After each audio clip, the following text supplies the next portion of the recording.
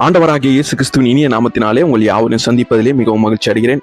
கர்த்தர் தாமே இந்த நல்ல நாளை ஆசீர்வதித்து வழிநடத்துவாராக. இன்று நாம் தியானிக்கக்கூடிய தேவ வார்த்தையானது சங்கீதம் 1:6.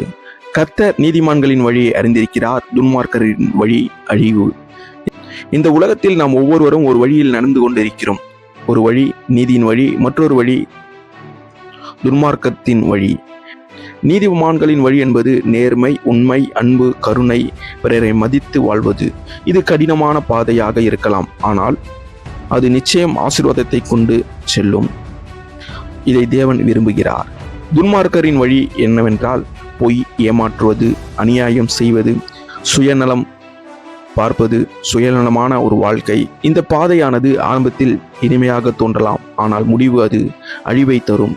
சகோதர சகோதரிகளே, இன்று நம்முடைய சமுதாயத்தில் என்ன நடக்கிறது என்றால், சிறிய லாபத்திற்காக பெரிய பொய்களை பேசுகிறார்கள். நியாயமானது சாதாரணமாக மாறிவிட்டது. நேர்மையானவர்கள் பல நேரங்களில் புறக்கணிக்கப்படுகிறார்கள்.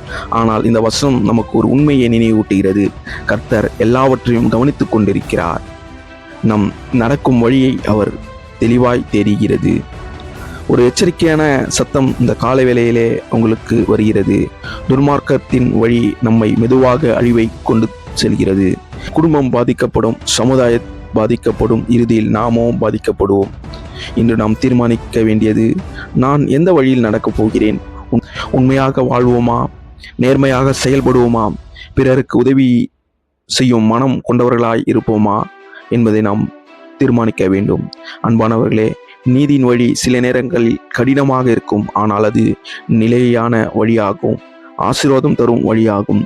துன்மார்க்கன் வழி எளிதாக இருக்கலாம், இப்பொழுது நல்ல நிலையில் இருக்கலாம், ஆனால் அது முடிவில் அழிவை கொண்டு வரும். ஆகையால் நாம் அனைவரும் சேர்ந்து நீதியின் வழியில் நடந்து நம் குடும்பத்தையும் சமுதாயத்தையும் தேசத்தையும் உயர்த்துவோம். கர்த்தர் தாமே இந்த வார்த்தையை ஆசீர்வதித்து வழிநடத்துவாராக. God bless you.